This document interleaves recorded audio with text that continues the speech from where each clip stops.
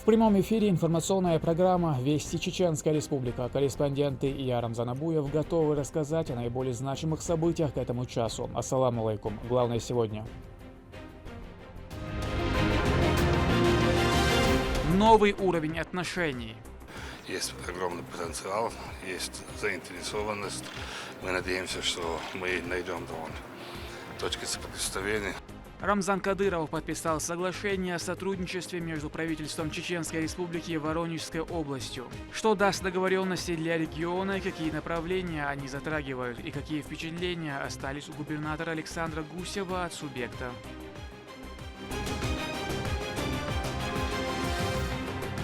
Братство и единство мусульман. Выделил колоссальные финансовые средства, которые уже отправил огромный груз для нуждающихся. Из Чеченской Республики отправили второй груз с гуманитарной помощью в зоны, пострадавшие от землетрясения. Это порядка 100 тонн, которые включают продукты питания, теплые вещи, средства гигиены и палатки для проживания. О неравнодушии чеченцев, произошедшей трагедии в нашем эфире.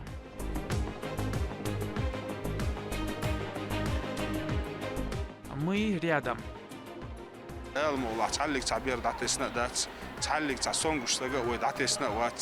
Во дворце торжеств имени Дагуна Амаева состоялось благотворительное мероприятие, приуроченное к Международному дню детей, больных онкологией. Покажем концертную программу, расскажем про подарки и денежные средства, поделимся эмоциями ребят.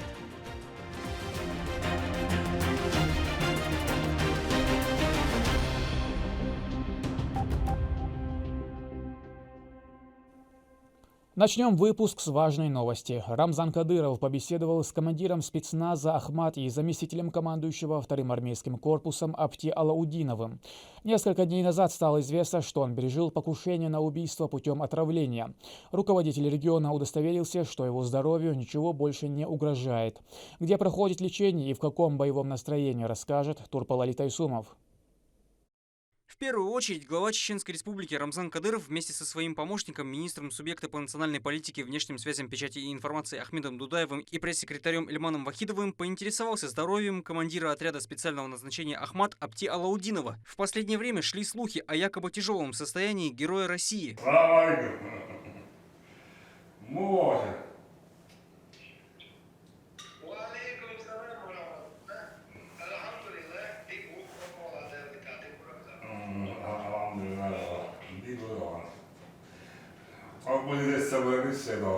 Ассаламу алейкум.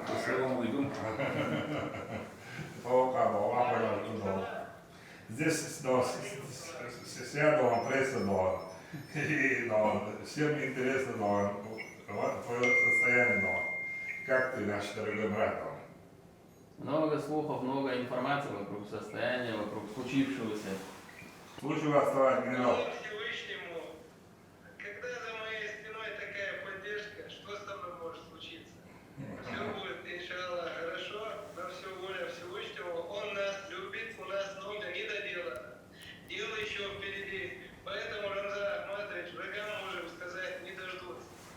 Мы говорим это, да? Мы 1000 раз отомстим, за этот подлость. Они не воины, воины так не поступают, они показывают, и возвращаются историческим событиям, как они отравляли друг друга. Я думал, в современном мире настоящий мужчина, только воюет на войне, а оказывается, есть и такие у нас, подлые. Но мы 1000 раз отомстим, мы свое возвращаем домой, Рамзан Ахматович, на войне они против нас бессильны, поэтому они делают такие ходы. Ничего страшного. Пусть пытаются. Давай быстрее возвращайся в строй, ты нужен в строю нам, болеть нам некогда. Генерал-майор впервые поделился подробностями о том, как произошло покушение на его жизнь. Апти Алаудинов отметил, что уже готов вернуться в строй и продолжить борьбу с сатанизмом. Я и так 4 просто так убил, так что я готов уже вернуться в строй. От первого лица вообще не слышали, как что произошло. Алло. Апти Аларович, расскажи, как это все случилось, Рамзан Ахматович, 8 числа это получается. получается, 8 числа мой племянник подошел и сказал, что прибыл курьер с пакетом для 01. Я ему сказал, чтобы он этот пакет не брал. Какое-то внутреннее ощущение было все равно. Я ему сказал, ты пакет этот не бери. Сказал, возьми документы у этого курьера и занеси мне их. Он мне занес эти документы, я их посмотрел, сфотографировал все эти документы. И когда увидел, что егеря, я сказал, фельдъегерская связь – это государственная связь, поэтому я ему сказал, если он фельдъегер, у него должен быть журнал, в котором надо расписаться. Спросите, если есть журнал, пусть он этот журнал даст, распишитесь, и пусть фельдъегер сам вскроет этот конверт, и не надо его ко мне заносить. Получилось так, что пацаны молодые, они этих вещей не знают. Вот они взяли у него этот конверт, занесли, вскрыли и отдали мне его в руки, получается. Я его только начал читать бумагу оттуда, и сразу я почувствовал резкий запах. Я говорю, там Джамбулату, я говорю, ты что за бумагу занес? Я говорю, ты ее сам не нюхал, не чувствуешь запах? Он взял, понюхал ее, чуть в обморок не упал. Он резкий был запах такой, он его хватанул больше. После этого мы оба взяли это письмо, это все закинули в пакет там, целлофаном, зашли в ванну. Ванна это импровизированная, как говорится. Помыли руки, сполоснули нос и думал, что все нормально. Через 1,5 часа уже началось воздействие, уже получается, что после уже 1,5 часа уже только мы попали в госпиталь, и там оказался профессиональный таксолог, у нас сам медицинский батальон, он очень такой профессиональный, мощный, руководит им наш брат Осетин, Чикала позывной, вот. Я ему сказал, что такая ситуация, он сразу там поднял такую прям ситуацию, такую волну поднял, что сразу нас завели и полностью прокапали, часа 4 они нас капали. Вот сейчас в Москве говорят врачи, что вот то, что они сделали, это была профессиональная помощь, благодаря которой удалось, получается, что там было, еще до сих пор результата анализа нет у нас. Врачи говорят, что благодаря вот этой помощи, первой оказанной, что вот так хорошо мы вышли из ситуации. Сейчас у нас идет просто, процедура, получается, продолжается по дальнейшей чистке организма. Я надеюсь, что в ближайшие пару дней, наверное, меня уже отпустят на передовую, и уже вернусь я в строй.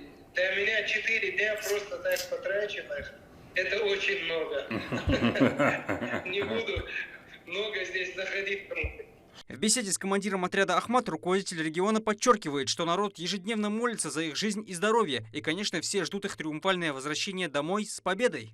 Для нас, каждая минута,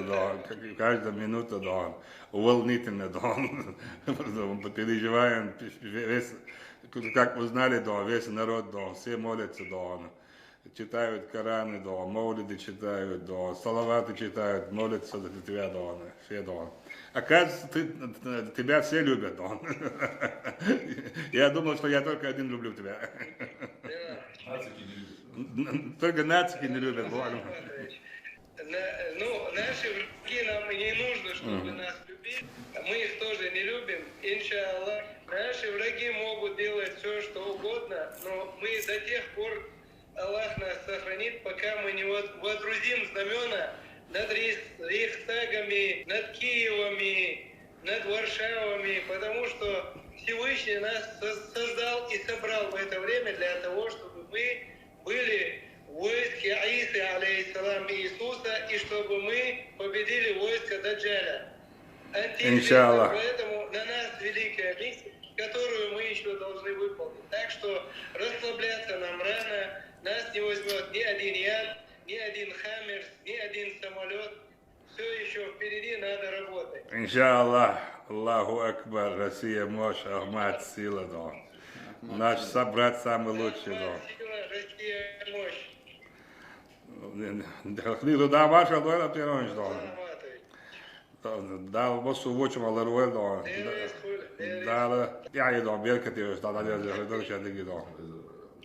Or Dina, da, idag det är så tärjud lämmas jag då. Tärjud lämmas rutsch då. Amadar or då lämmas märga det på lämmas. Danas det på skävig då. Och det är ju så där. Att hon är ju havel då. Allah нам вернул då тебя då. Поэтому då мы очень благодарны Всевышнему då. террорист. Ну, короче, да, ты должен быть в строю, да. Террорист. Буду в строю в ближайшие дни, иншаллах. Иншаллах, Аллаху Акбар. Ахмат сила, Россия мощь, Аллах велик. Аллаху Акбар, да, ваша давай, да. Вроде западные страны, спецслужбы, они же обвиняли Россию, что кого-то где-то отравляют, а тут мы видим.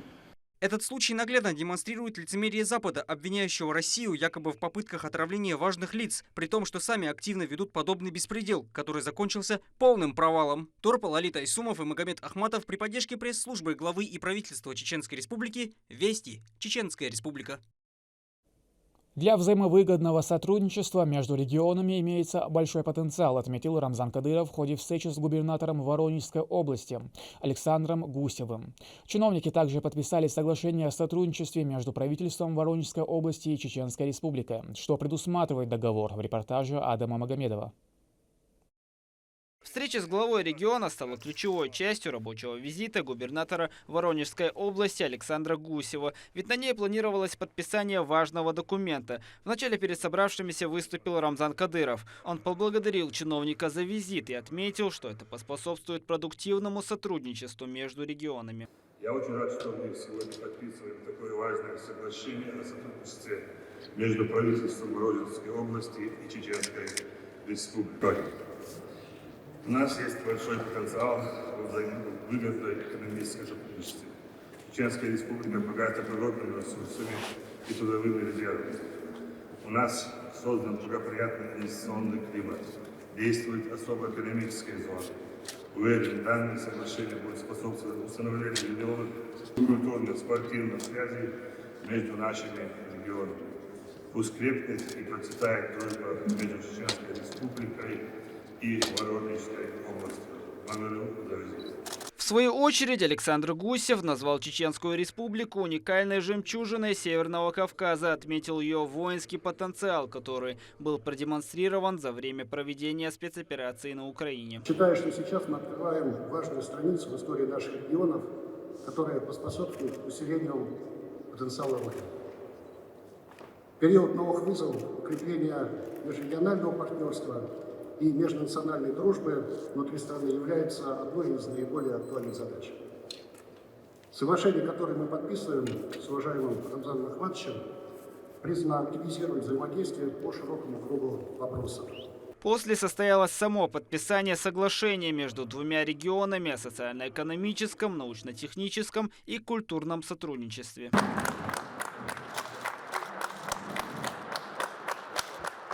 Во время пресс-подхода чиновники ответили на вопросы журналистов. Рамзан Кадыров рассказал о планах по взаимодействию между субъектами. Россия этим сильна, что крепнет дружеские братские отношения со всеми регионами. А сегодня подписанное соглашение уже есть плюс, потому что мы уже сделали первый шаг.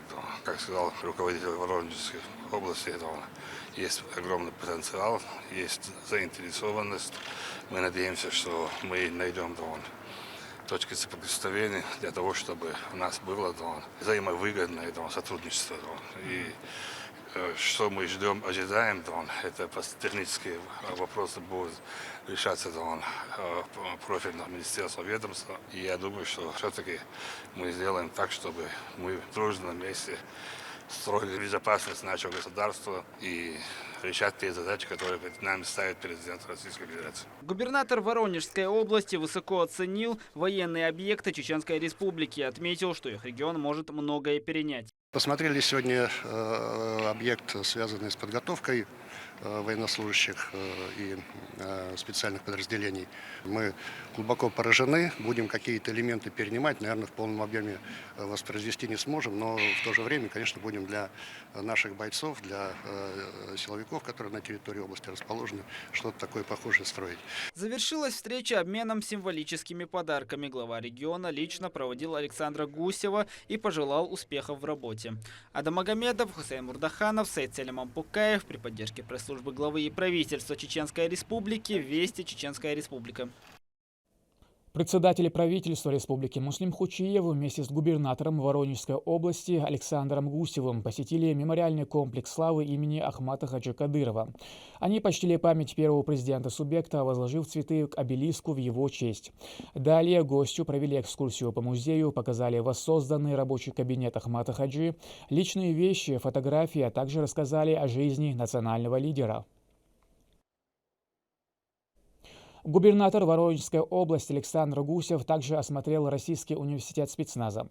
Ему показали самый большой аэродинамический комплекс, который не имеет аналогов по всей стране.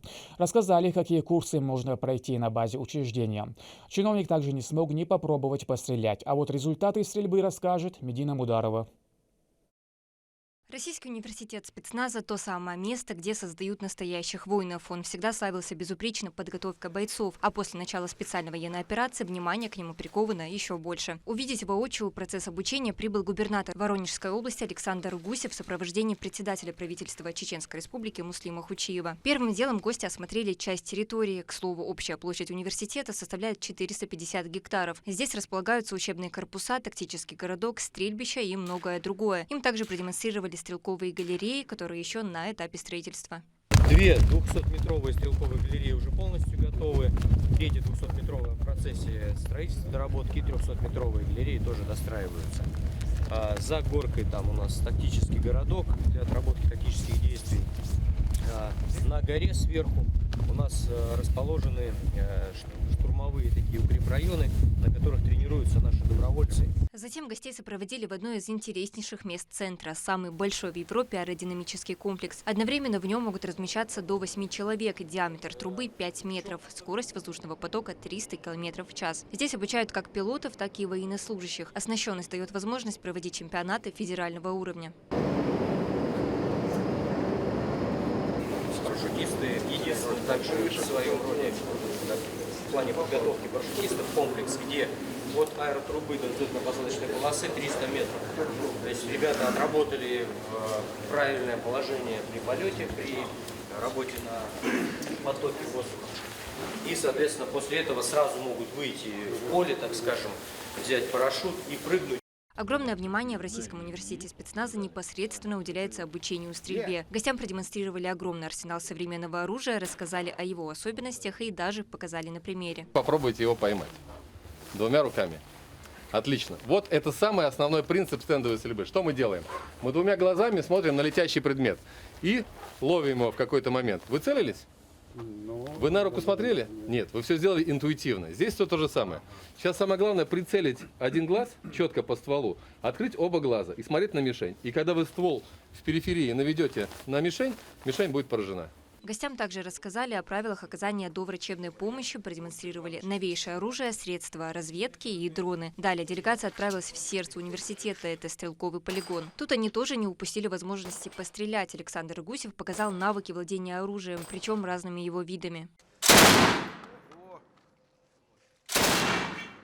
Завершая визит, гости отметили огромную работу, проделанную в регионе по самым разным направлениям, в том числе и подготовке военнослужащих. Они были впечатлены спектром возможностей, которые открываются в Российском университете спецназа для посетителей. Во-первых, масштаб очень впечатляет.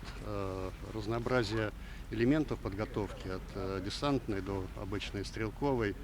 И, конечно, мне кажется, особенно в нынешних условиях, это очень важный объект. Коллеги рассказывали, что большое количество добровольцев сейчас проходит здесь подготовку. Я уверен, что они приходят уже на боевые позиции настоящими такими опытными бойцами.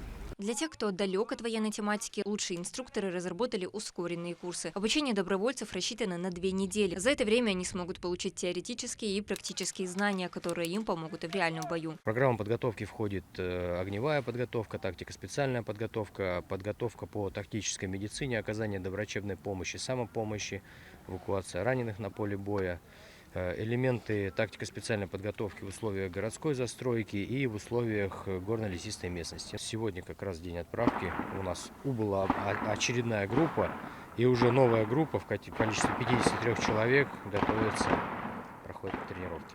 Гости в очередной раз убедились в том, что Российский университет спецназа – лучшее место подготовки военных по самым разным направлениям. Российский университет спецназа открывает двери для всех желающих испытать свои боевые навыки в максимально приближенных к реальным условиях. Каждый день сюда приезжают группы добровольцев. Здесь уже прошли обучение более 10 тысяч бойцов, которые на данный момент отважно защищают свою родину.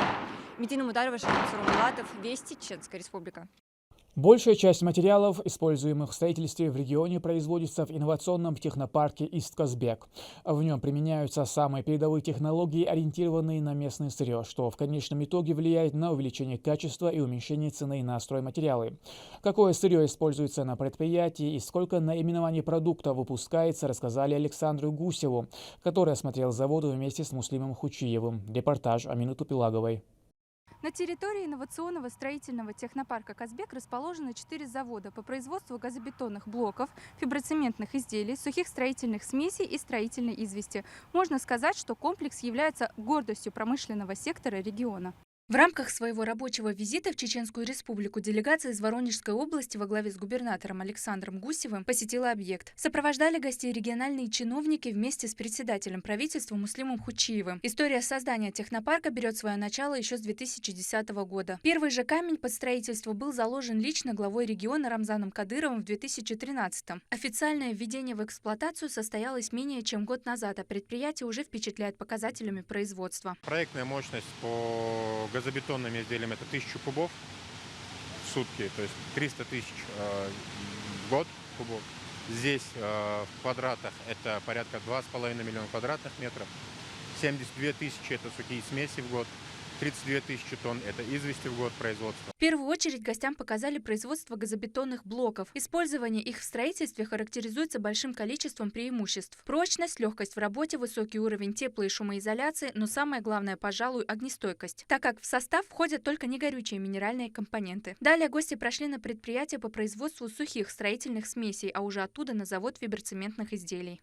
В России таких заводов производства фиброцементных панелей только 3 качества у нас лучше, чем других производителей. Фасадные панели из фиброцемента используются в обустройстве внешнего облика строения и являются наиболее популярными, так как имеют ряд преимуществ, основное из которых – экологичность. Если говорить по продукту этого предприятия, оно одно из самых востребованных и высокотехнологичных продуктов в этом рынке, в строительном рынке и в рынке промышленности. А также я могу добавить, что это является одним из лучших проектов Веб-банка, который в свое время финансировал такие проекты по всей России. Регион внедряет технологии, отвечающие вызовам современности. В промышленном направлении Чеченская Республика только наращивает темпы развития, но уже стала примером для многих субъектов страны. Примерно по такому же пути хотим пойти. У нас есть тоже крупное предприятие по производству цемента, есть сырье у этого предприятия похожее. И мы сейчас тоже такой кластер строительных материалов хотим организовать. Для нас это показательный пример, как нужно сделать. Наверное, нам будет сложнее, потому что такого качества оборудования сейчас сложнее получить, но будем искать варианты. Коллегам просто завидуем, молодцы, вовремя все сделали, все прекрасно сделали.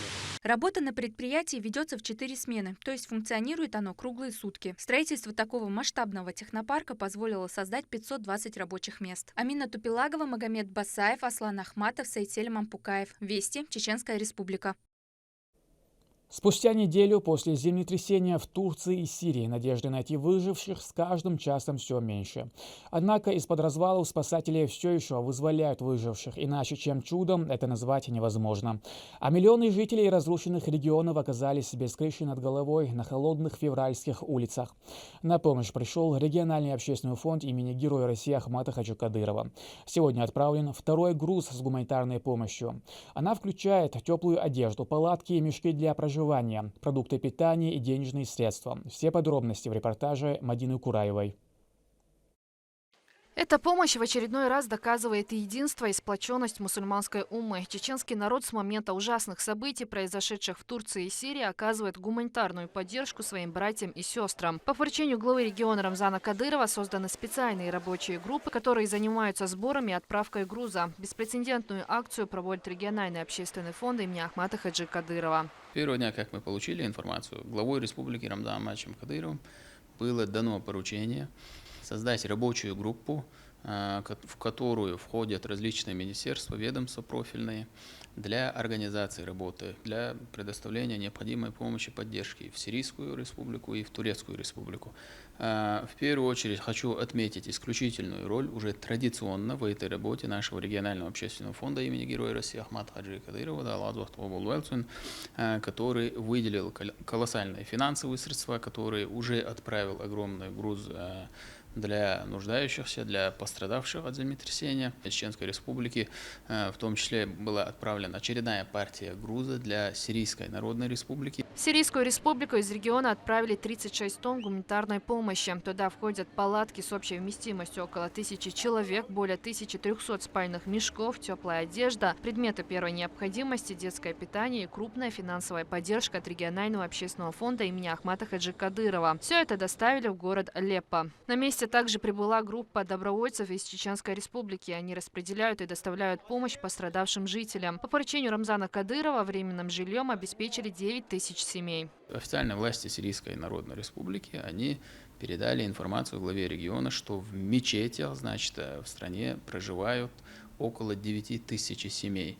Из-за последствий землетрясения они потеряли жилье, так или иначе. И фондом оказывается помощь всем этим 9000 семьям для приобретения временного жилья, для аренды временного жилья на несколько месяцев, после чего, после зимних холодов, вследствие чего они уже смогут заняться обустройством своего жилья или восстановить, или какая-то часть из них сможет проживать в палатках, в палаточном лагере, который мы отправили.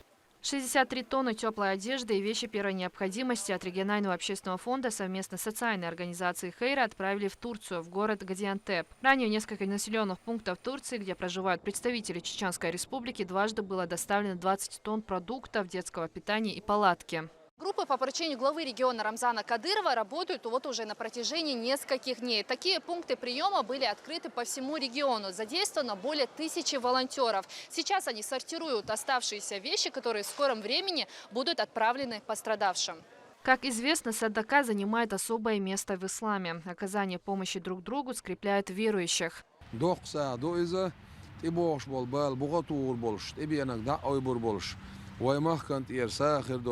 Vay bağır hoş diyer, vay massu'a, vay düz oluş diyer, sağır doluşa, doksa doyuz. Millox mettah, Peygamber aleyhissalatu vesselam sun ummatan ottel doluş doluş. Zenna, buğmana, vay dogloş doyul. Tağana dal halha dokti yeşil doyuz. Vay mehda Ramzan aşse massu gayna da'kayetna. Стоит отметить, что российские спасатели с первых дней принимают активное участие в ликвидации последствий землетрясения. Несколько тонн гуманитарной помощи пострадавшим передал советник главы МЧС России Даниил Мартынов. Жители выражают огромную благодарность за то, что в трудную минуту именно наша страна одной из первых протянула руку помощи. Отношения между нашим президентом и уважаемым президентом Российской Федерации Путиным, они только развиваются, растут. Нам очень приятно, что братский для нас, народ братское для нас государство прибыло на помощь к нам. И мы надеемся, что отношения между Путиным и президентом Турции Эрдоганом будут только улучшаться. В результате стихийных бедствий серьезные разрушения произошли в 10 провинциях. Сокрушены тысячи домов и различные объекты. Спасательные работы не останавливаются ни на минуту. Мадина Кураева, Ахмед Хизреев, Вести, Чеченская республика. Сотни защитников Отечества выдвинулись в зону проведения специальной военной операции после ускоренной подготовки на базе Российского университета спецназа. Патриоты прибыли в Грозный со всей страны. Отправляющиеся на фронт довольны всем, начиная от курса подготовки, заканчивая снаряжением, экипировкой и питанием. Все, что связано с обеспечением добровольцев, региональный общественный фонд имени Героя России Ахмата Хаджи Кадырова взял на себя. Проводить бойцов прибыли официальные лица. Они напомнили, что территория Украины должна быть очищена от неонацистов во имя светлого и мирного будущего нашего государства. Бойцы, мы вам желаем самое главное, чтобы вы исполнили гражданский долг каждого мусульманина, христианина, без разницы, жителя нашей страны, который должен защищать свою страну, свою семью, будущее своих детей. Во Дворце торжеств имени Дагуна Амаева прошло благотворительное мероприятие «Мы рядом», приуроченного к Международному дню детей, больных онкологией. Более 200 ребят получили ценные подарки, а родители – шоколадные коробки с цветами. Цель акции – привлечение внимания общественности к проблеме онкологии. Адам Сулейманов с подробностями. Благотворительный фонд «Даймох» проводит мероприятие «Мы рядом» уже не в первый раз и всегда с размахом. Оно приурочено к Международному дню детей, больных онкологией. В этом году оно проводится при поддержке Департамента по взаимодействию с религиозными и общественными организациями, администрацией главы и правительства Чеченской Республики.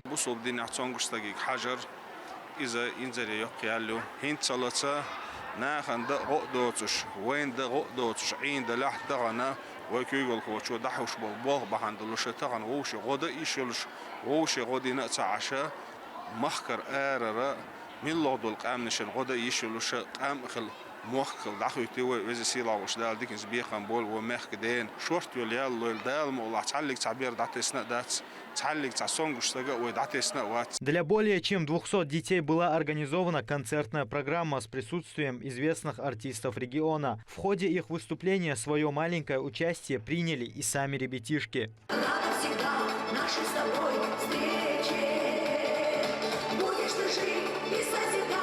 Огромную радость за своих чад испытывали и родители. Несмотря на трудные времена, они наслаждались каждым моментом. Многие изо всех сил старались совладать с эмоциями. Основная цель данного мероприятия – это оказание внимания детям, больным онкологическими заболеваниями, а также призыв общественности не игнорировать данную проблему. Раковая опухоль – одно из страшнейших заболеваний на сегодняшний день. Однако медицина не стоит на месте. Появляются новые подходы к лечению этого недуга. На мероприятии были и те, кто уже победил болезнь и потихоньку возвращается к обычной жизни.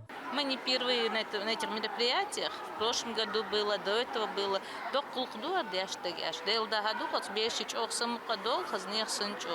И ради них заодно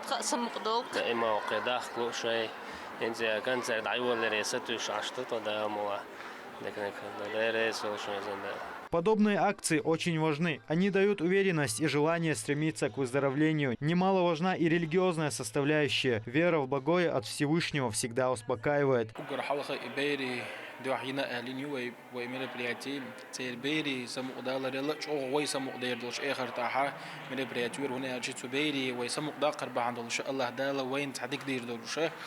يديك تعكازك تشيرخ دوش دق تشيرخ تكخر دولش دو إز سندر تعشيكو يوتشا بيريح دوحي دو إز أقر حلق ويد دوحي ديش دق هنا أشي ويدين ديك بعن دول جلس من جور داسر تيوي هنا أجي إتبيري قر حدول شبيركت مدو وين تعشيكو يوتشا دا جمل عدين دعزوش بوش دا لا بيش خلدي تر. По окончанию праздника каждый ребенок стал счастливым обладателем подарочного набора и денежного вознаграждения от регионального общественного фонда имени первого президента Чеченской Республики, Героя России Ахмата Хаджи Кадырова. Адам Сулейманов, Сайдамин Мусаев, Магомед Ахматов. Вести, Чеченская Республика. К этому часу это все события. Еще больше новостей вы можете узнать и на наших страницах в социальных сетях и в приложении «Смотрим». С вами был Рамзан Абуев, и пусть в вашей жизни будут только хорошие вести.